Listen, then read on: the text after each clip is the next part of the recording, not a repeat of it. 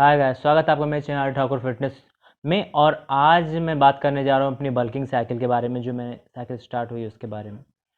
तो क्या होगी ये साइकिल, इसके बारे में बात कर लेते हैं। उसमें मैं आपको दिखाऊंगा कि कैसे मैं कैलोरीज इनटेक अपना कैसे मैंने अब किया, क्या मैं कैलोरीज ले रहा हूँ और किस तरीके से बाकी चीज़ें हो रही।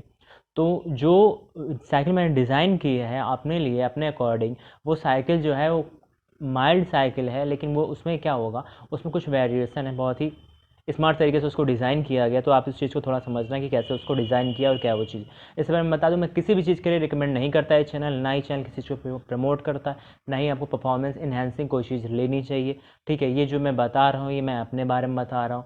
ये चैनल किसी भी तरीके से, किसी भी वे में, किसी भी चीज़ को प्रमोट करने के लिए नहीं है और प्रमोट नहीं करता है। ठीक है गाइस, तो ये डिस्क्लेमर था और ये ज़रूरी था कि आप इस चीज़ को समझो कि जब तक आपके पास कोई ट्रेनर ना हो, जब तक आप अकेले ऐसा कुछ काम मत करो। ठीक है गाइस, ऐसा नहीं है कि जो मैंने स्टार्टिंग से यदि सब चीज़ें सीखी, मैंने कम से कम 4 से 6 साल लगाए हैं इस चीज़ को सीखने में। सीरियसली, मतलब सीरियसली मैंने दिन के 7 7 8 8 घंटे इन चीज़ों को सीखा है, पढ़ा है इसके बारे में काफ़ी। और मैंने कम से कम ये पूरी फिटनेस की यदि आप बात कर लो तो ये चीज़ कम से कम अप्रॉक्स 12 to 13 ईयर्स हो गए। 12 ईयर्स तो हो ही गए हैं इन सब चीज़ों में मुझको।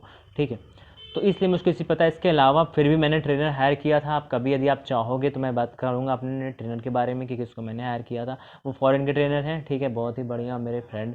और तो चलिए अब बात कर लेते हैं इसकी। मैंने बहुत कुछ उनसे सीखा है, मतलब बहुत कुछ सीखा, उसके लिए मैंने बहुत पैसे इन्वेस्ट किए। लेकिन आप जो मैं फ़ीस लेता हूँ वो मैं इतनी फ़ीस नहीं लेता हूँ गाइस। तो यदि आपको ट्रेनर चाहिए कोई, कि आपके लिए कोई personalise custom diet plan design करे, कस्टम आपकी साइकिल डिज़ाइन करे, हर एक चीज़ आपके लिए डिज़ाइन करे, तो उसके लिए आप मुझको इंस्टाग्राम पे फॉलो कर लो और मुझको वहाँ बता सकते हो। ठीक है, जो मैं फ़ीस लेता हूँ वो बहुत ही कम लेता हूँ गैस। तो आप आसानी से, यदि आप साइकिल अफोर्ड कर सकते हो कोई भी, और यदि आप करना चाहते हो तो आप डेफिनेटली ये चीज़ भी अफोर्ड कर सकते हो। ये आपको पहले करनी चाहिए। ठीक है, तो ये जो साइकिल है, ये साइकिल में जो मोस्टली साइकिल्स होती हैं उनमें मैं लॉन्ग स्टर्स का ही यूज़ करता हूँ। मुझे शॉर्ट स्टर्स पसंद नहीं है। कभी कभी यदि बहुत ज़रूरत हो तो मैं शायद शॉर्ट स्टर का यूज़ करूँ, लेकिन मैंने अब तक किसी भी शॉर्ट स्टर का यूज़ नहीं किया है। तो ये चीज़ थोड़ी शॉकिंग है, क्योंकि मोस्टली लोग क्या करते हैं, कटिंग में शॉर्ट स्टर का यूज़ करते हैं, लेकिन मैं नहीं करता गैस। क्योंकि शॉर्ट स्टर से क्या होता है, जैसे टेस्टोस्टेरोन, प्रोपियोनेट वगैरह हो गए, इनसे क्या होता है, आपको हर दूसरे डे में आपको यूज़ करना पड़ता है इनकी, जो भी इनकी डोज है, क्योंकि इनकी जो हाफ लाइफ होती है बहुत ही शॉर्ट होती है। तो मुझको पसंद नहीं है, क्योंकि यदि आपने 1 या 2 बार लगाया वीक में तो ये बहुत है। और यदि आप हर दूसरे दिन कुछ ना कुछ लगा रहे हो तो ये गैस मेरे लिए नहीं सही होता। लेकिन यहाँ ये कंपल्सन हो जाती है, यदि आपको किसी एक लेवल को अचीव करना है, खासकर कटिंग में, यदि आपको बहुत ज़्यादा कटिंग में जाना है। देखा होगा आपने मेरी बॉडी, मैंने कटिंग की थी, मैंने बहुत डीप कटिंग नहीं की थी, क्योंकि उसके लिए क्या करना पड़ता है, वही हर दूसरे दिन आपको कुछ ना कुछ इंजेक्ट करना पड़ता है। गैस मैं जो हूँ एक ट्रेनर हूँ बहुत बड़ा, मैं मुझे बॉडी बिल्डर नहीं बनना है, लेकिन ये है कि इस साल ये शायद लास्ट बल्किंग है मेरी। ठीक है, इसके बाद मुझे बल्क नहीं करना है। तो जो भी साइज रहेगा उसी को मैं मेंटेन रखूँगा, क्योंकि मुझको, मैंने दूसरा स्पोर्ट जो मुझको पसंद आने लगा, जिसमें मैं जाने लगा हूँ, ताइक्वांडो। जैसे कि आपने देखी होगी एक वीडियो रोहित खत्री वाली, जो मैंने उसको चैलेंज दिया था उसमें। ठीक है, मैंने ताइक्वांडो की अपनी ड्रेस भी पहनी, तो वो चीज़ मुझको बहुत पसंद आने लगी। तो मैं चाहता हूँ उसके लिए क्या है गैस, आपको लीन रहना पड़ेगा। तो इस टाइम तो मैं बल्क कर रहा हूँ, इसके बाद शायद मैं बल्क नहीं करूँगा, और यदि करूँगा तो आपको ज़रूर बताऊँगा। तो मेरी साइकिल क्या होगी गैस, जो साइकिल है वो फर्स्ट मंथ में ऐसे रहेगी कि टेस्टोस्टेरोन 250 mg, उसके साथ डेका 100 mg। ठीक है, तो ये दोनों साइकिल रहेगी। अभी ये बहुत ही माइल्ड है। फर्स्ट मंथ के लिए आपको लगेगा कि 250 mg सिर्फ टीआरटी है, तो गैस ठीक है, 250 mg टीआरटी है। लेकिन जब आप अपना बनाते हो, ठीक है, जब आप अपना बनाते हो टेस्टोस्टेरोन, तो कई बार आप उतना नहीं बनाते हो, इवन आप 250 mg नहीं बनाते हो। ठीक है, वो ईस्टर के मैं सांस में जाओ तो 250 mg एक्चुअली 250 mg नहीं होता, ये करीब 130 या 40 mg होता है, 140 mg के आसपास होता है।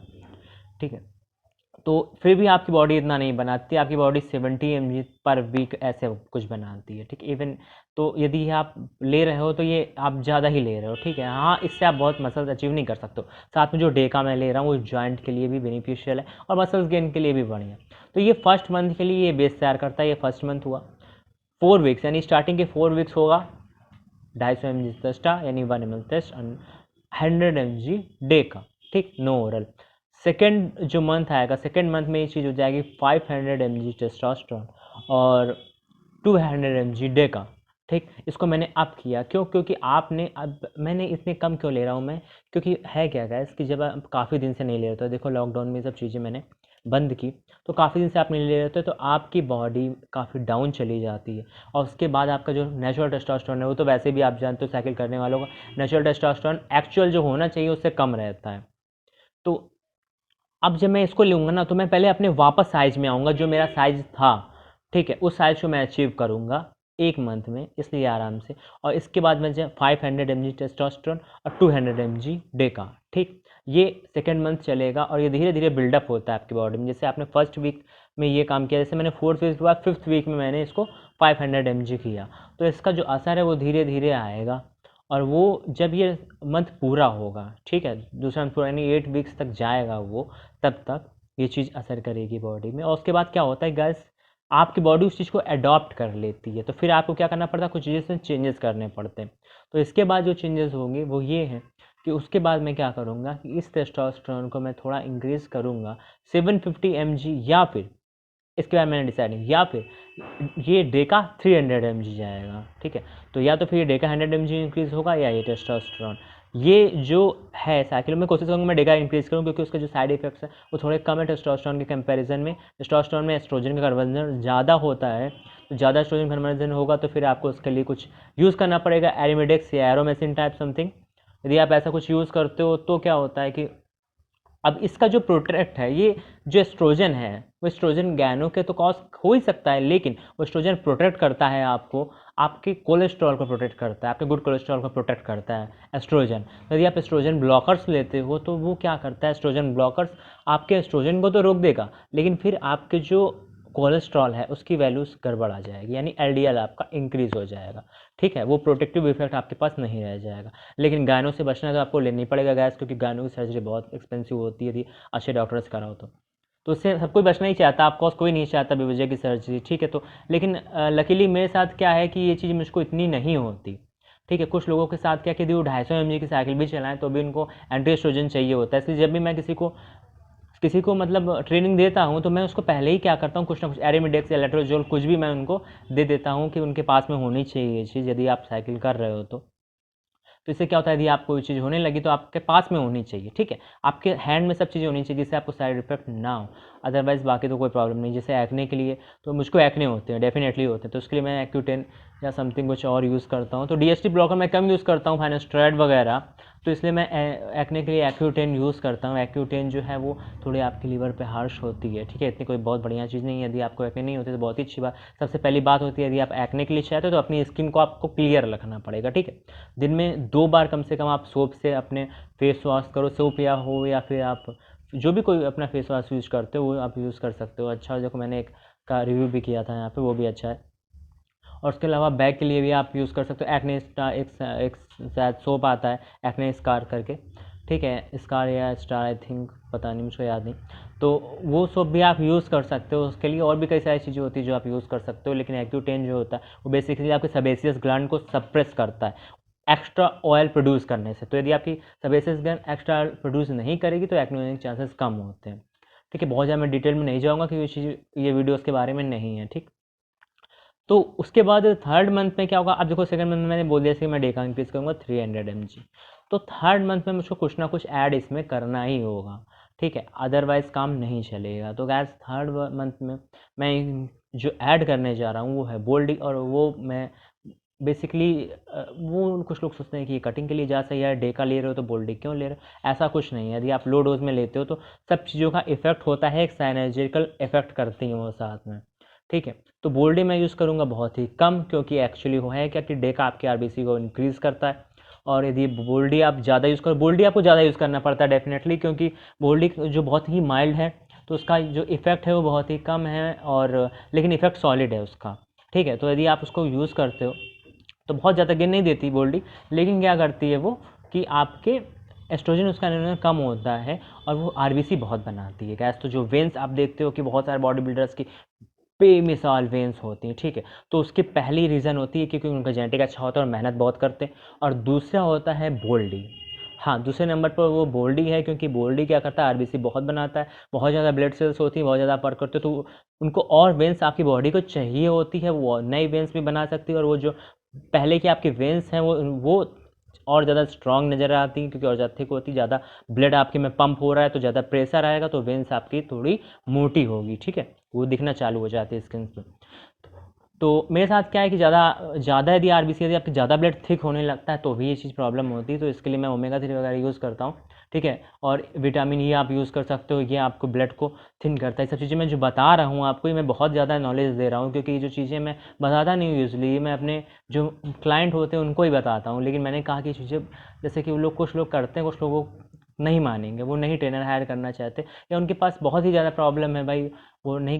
यदि आपके पास बहुत प्रॉब्लम तो आपको नेचुरल करना चाहिए, पहली बात तो ये है, क्योंकि आप 1-2 साइकिल 3 साइकिल से आप कोई बहुत बड़े बॉडी बिल्डर नहीं बनने वाले हो कि आप पैसे कमाने लगो, उससे ऐसा नहीं होने वाला है। फिर भी तो इसके अलावा मैं क्या ऐड करने वाला हूँ यहाँ पे, मैं साम्स ऐड करूँगा, वो है MK677, ठीक है, लो डोज में। गैस होगा इससे क्या, इससे ये होगा कि जब दूसरे वीक तक आप जो भी आपकी कैलोरीज ले रहे हो उससे आप फिर इंक्रीज़ नहीं कर सकते हो। ये क्या है कि आपने बोल्डी ऐड किया, आपने MK677 ऐड किया, तो इससे होने क्या वाला है कि आपकी जो भूख है वो बहुत बढ़ जाने वाली है, ठीक है। तो आप ज़्यादा कैलोरीज यूज़ करोगे, आप डेफिनेटली ज़्यादा कैलोरीज लोगे, क्योंकि आपको लेना पड़ेगा, ठीक है, डेफिनेटली आप लोगे तभी वो चीज़ होगी।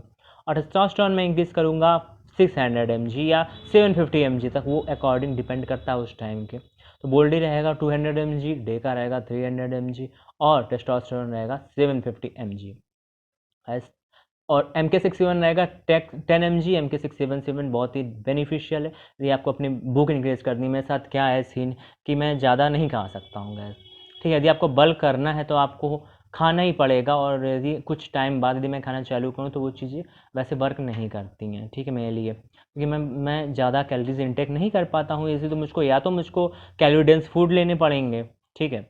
और उसके बाद भी यदि मुझको ग्रो करना है तो मुझे अपना फूड, क्योंकि सबसे बड़ी चीज़ है आपकी डाइट, आपका फूड। यदि आपको बहुत मसल्स गेन करनी है तो आपको अपना फूड इंक्रीज करना होगा। तो 750 mg टेस्टोस्टेरोन मैंने थर्ड मंथ में ऐड किया, ठीक है। 750 mg टेस्टोस्टेरोन, यहाँ पर आपको कुछ ना कुछ ऐड करना पड़ेगा, क्योंकि आपके पास 3 कंपाउंड है जो एस्ट्रोजन में कन्वर्ट हो रहा है, ठीक है। तो भले मुझको एक कंपाउंड से इतना एस्ट्रोजन में वो ना हो, लेकिन यदि मैं 3 कंपाउंड लेता हूँ तो डेफिनेटली मुझे कुछ ना कुछ लेना पड़ेगा। और जो मैं लूँगा वो क्या होगा, मैं 0.5 mg एरिमिडेक्स, ठीक है, every other day is enough for me, ठीक। इससे ज़्यादा मुझको ज़रूरत नहीं होगी, डेफिनेटली मैं जानता हूँ इस चीज़ को कि इससे ज़्यादा मुझको ज़रूरत नहीं होगी। या लेट्रोजोल की बात करें तो लेट्रोजोल भी मैं इसको काफ़ी कम, लाइक 2.5 mg की जो एक टैबलेट आती तो वो मेरे पूरे वीक के लिए काम करेगी। उसको हाफ डिवाइड कर लिया यदि तो वो आई थिंक 2 बार लेनी पड़ेगी वीक में मुझको, यदि मुझको ऐसा कुछ फील होता है तो, ठीक। तो ये रही साइकिल थर्ड मंथ की। फोर्थ मंथ में मैं क्या करूँगा, फोर्थ मंथ में मैं ऐड करूँगा, देखो थर्ड मंथ में जो मैंने MK677 ऐड किया उससे थोड़ा मुझे ग्रोथ हार्मोन्स का बूस्ट मिलेगा, ठीक है। फोर्थ मंथ में मैं चाहता तो था कि मैं ग्रोथ हार्मोन ऐड करूँ, HGH ऐड करूँ, लेकिन HGH काफ़ी एक्सपेंसिव है, पूरी साइकिल एक तरफ और HGH अकेले एक तरफ, ठीक है, ये है सीन गाइस। और 1-2 आयु HGH से आप कोई बहुत बड़े बॉडी बिल्डर नहीं बन सकते, या कोई बहुत इफेक्ट नहीं आता है उसमें। यदि आप एक आयु यूज़ भी कर लेते हो तो उससे कुछ नहीं होने वाला है, ठीक है, या कुछ होने वाला है तो वो इतना नहीं है, इतना पोटेंट नहीं होगा। तो यहाँ पर मुझको क्या करना पड़ेगा, 1 या 2 साम्स मुझको, या तो मैं साम्स ऐड करूँ या कुछ और, तो मैं साम्स ऐड करूँगा YK11। अब ये साम्स ऐसा क्या है, ये साम्स जो है ये एक्चुअली आपके मायोस्टैटिन्स को ब्लॉक करता है। अब तक क्या हो चुका होगा, 3 मंथ तक मेरा मायोस्टैटिन बहुत ऊपर चला गया होगा, क्योंकि मायोस्टैटिन गैस क्या है, एक ऐसा हार्मोन है जो आपको आपकी मसल्स को बहुत ज़्यादा हाइपरट्रॉफी से रोकता है, हाइपरट्रॉफी से रोकता है वो। जैसे आपकी मसल्स बढ़ती है, ठीक है, तैसे मायोस्टैटिन बढ़ता जाता है ताकि उसको रोके। अब मायोस्टैटिन बढ़ रहा है, मैंने अपने गियर बढ़ाए, मेरी मसल्स बढ़ी, मायोस्टैटिन बढ़ता गया मायोस्टैटिन काफ़ी ऊपर आ गया गैस। अब क्या करना पड़ेगा मुझको, YK11 मुझको यूज़ करना पड़ेगा ताकि मैं इसको ब्लॉक कर सकूँ, ताकि मैं और मसल्स उसी सेम डोज पर गेन कर सकूँ, ठीक है। वैसे बेटर रहेगा कि YK11 आप ऐड कर लो सेकेंड मंथ में, ठीक है। जैसे मेरी साइकिल है, यदि मैं सेकेंड मंथ में ऐड करता हूँ तो ये बहुत बेनिफिशियल रहेगा मेरे लिए, तो शायद मैं ऐड कर सकता हूँ। लेकिन YK11 के कुछ बहुत साइड इफ़ेक्ट्स भी हैं, तो मैं उसको ऐसा नहीं कहा कि मैं 2-3 महीने उसको लूँ, मैं ये चीज़ नहीं चाहता। बाकी आप ले सकते हो, ऐसा कोई प्रॉब्लम नहीं, ठीक है। तो YK11 जब मैं ऐड करूँगा तो मायोस्टैटिन को ब्लॉक करेगा, मायोस्टैटिन को वो इस टाइम ब्लॉक करेगा, तो मैं जितनी मसल्स गेन हो चुकी उसके आगे मैं 4 मंथ में बिना कुछ और ऐड किए मैं मसल्स गेन कर सकता हूँ। और यदि मुझको लगा तो मैं क्या करूँगा कि प्री वर्कआउट 10 mg विंस्टॉल या स्टेनाजोलोल, जो प्री वर्कआउट है वो 2-3 घंटे पहले मैंने ये चीज़ देखी है, 10 mg आपको, जैसे 10 to 20 mg, ठीक है, इतना किसी किसी दिन, जैसे कि वीक में 2 डेज़ मैंने इस समय ले लिया, जैसे मैंने किसी दिन लेग डे के लिए लिया और मैंने ट्राइसेप के दिन या चेस्ट के दिन मैंने ले लिया। और यदि मैंने देखा है कि 2-3 घंटे पहले लो या एनावर या एनास्टोल, तो वो काफ़ी आपकी जो स्ट्रेंथ है उसको थोड़ा इंक्रीज़ करते हैं। एनाडोल जितना इंक्रीज़ नहीं करते, लेकिन एनाडोल मैं नहीं चला सकता। मैंने पहले एक वीडियो बनाई थी कि एनाडोल से मुझको इतने साइड इफेक्ट होते हैं गैस की। मैंने 3-4 दिन 5 दिन एनाडोल मुश्किल से चलाया होगा और ये मेरे बस का नहीं था। यदि मैं एनाडोल चलाता तो वाकई मेरा साइज़ बहुत बढ़ जाता, बट वो मेरे बस का था नहीं, क्योंकि इतना RBC बनने लगती है और साथ में इतना ज़्यादा मिनरल वो रिटेन करता है बॉडी में कि आपकी जो हेडेक है वो प्रॉब्लम आपकी बहुत ज़्यादा हो जाती है। ठीक है, आपको हेड में पेन हुआ करता है और वो चीज़ मैं टॉलरेट नहीं कर सकता। मैंने कई चीज़ें यूज़ की उसको हटाने के लिए, लेकिन वो बीपी आपका क्रेजी हाई चला जाता है जब आप एनाडोल यूज़ करते हो। मेरे साथ तो ऐसे ही है, और मैं मोस्टली ओरल किसी को चलवाता भी नहीं हूँ। और यदि मैंने यूज़ करवाया भी तो कटिंग में मुझको लास्ट टाइम यूज़ कर, ओरल की ज़्यादा ज़रूरत नहीं होती। गैस डी बॉल वगैरह ये सब लोग बहुत यूज़ करते हैं, लेकिन इसकी कोई ज़रूरत नहीं है, क्योंकि डी बॉल से मोस्टली जो वेट आता है वो वाटर वेट हो, उसका करोगे क्या आप? यदि आपका मुंह फूल ही जाएगा, ठीक है, आपको यदि मुंह ही फुलाना है तो बात अलग की, ठीक है, लेकिन आपको एक्चुअल मसल्स से तो वो टेस्टोस्टेरोन से आती है या अदर कंपाउंड से आती है।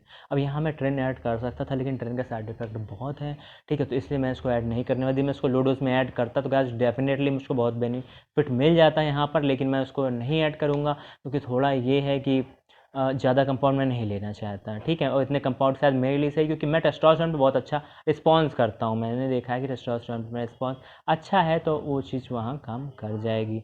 तो वाई के लिए मैं 4th मंथ में यूज़ करूँगा मैं। तो ये है गाइस मेरी साइकिल। आपको बताओ आपको कैसी लगी? कोई क्रेजी हाई डोज नहीं थी ये, और जो ओवरऑल साइकिल थी उसमें हर एक चीज़ बहुत ही बैलेंस मैंने रखी है अपने इसके लिए, ठीक है। मैं ओपिनियन नहीं पूछ रहा हूँ, लेकिन कि कुछ लोग, मतलब मैं उनके लिए उनसे नहीं पूछ रहा हूँ जो आएंगे और मुझको ज्ञान देंगे कि ये करो वो करो। गैस मुझको पता है कि मैं क्या कर रहा हूँ, मुझको डेफिनेटली पता है, और मैंने जितनी साइकिल ये जो बनाई है ये बहुत ही अच्छे से मैंने अरेंज की है। कोई इसमें ऐसी चीज़ नहीं है जो मैंने अब्यूज़ के लायक रखी। वो सारी चीज़ें, वो सब चीज़ें जो हैं, वो जो डोजेज़ हैं, वो सारे डोजेज़ बहुत ही बढ़िया रेंज में। तो होप कि आपको वीडियो अच्छी लगी होगी, तो शेयर करिए इसको। यदि आपने आप इस चैनल को सब्सक्राइब नहीं किया तो सब्सक्राइब करिए, बेल आइकन को प्रेस कर दीजिए, और इंस्टाग्राम में मुझको फॉलो कर लीजिए, ठीक है। यदि आपको ऑनलाइन कोचिंग चाहिए तो मुझको बताइए जाकर, कमेंट में नहीं बल्कि आप इंस्टाग्राम में मुझको बता सकते हो, या आप मुझको मेल कर सकते हो, ठीक है। तो आपको ऑनलाइन कोचिंग देंगे, और डेफिनेटली आपका जो ट्रांसफॉर्मेशन है वो 2 से 3 साइकिल के अंदर आप बिल्कुल बदल जाओगे, ऐसे मेरा वादा है, ठीक है। तो मिलते हैं अगले वीडियो में, तब तक के लिए goodbye and take care.